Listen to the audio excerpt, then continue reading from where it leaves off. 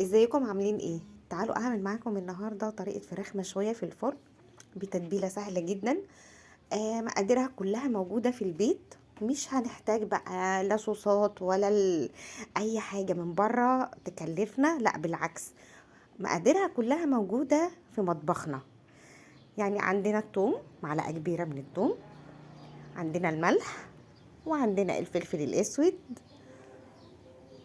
يعني حطينا معلقه كبيره من الثوم او معلقه وشويه، وحوالي معلقه من الملح، ومع نص معلقه من الفلفل الاسود، ونص معلقه من البابريكا، ونص معلقه من البهارات. والمكون الاساسي بتاعي الزعتر. يعني انا حطيت حوالي معلقه ونص كبيره من الزعتر المجفف، ودعكتهم كويس جدا لحد ما حسيت ان ريحه الزعتر خلاص دخلت مناخيري. وبعد كده حطيت شويه من الزيت، واكون انا منضفه الفراخ بتاعتي ومشققاها كده من جوه زي ما انتم شايفين، ونزلت بالتتبيله دي بقى في الشقوق من جوه، ودخلتها بين الجلد واللحم.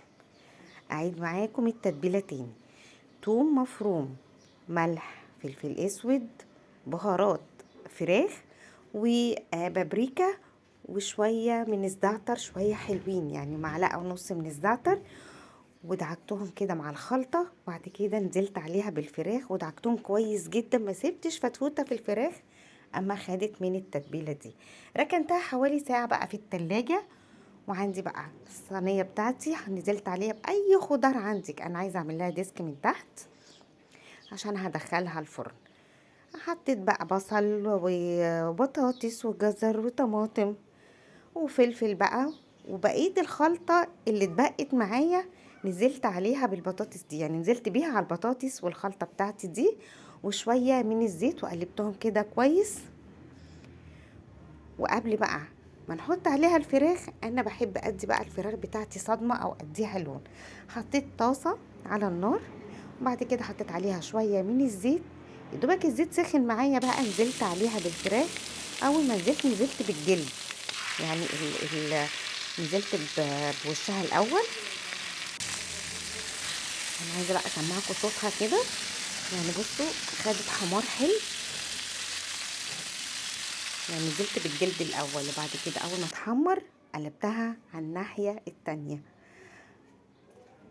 الريحه بقى انا عايزه يعني يا رب يكون يعني مارك كده، يعني يدينا كده بعد كده اوبشن ان انتوا تشموا الريحه.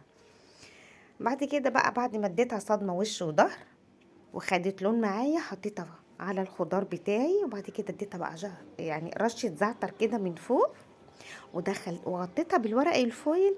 وبعد كده دخلتها الفرن، قعدت معايا حوالي ساعه.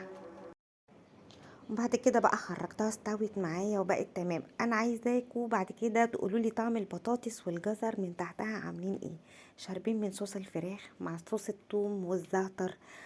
يا خرافة والله العظيم، يعني تحفة يا جماعة.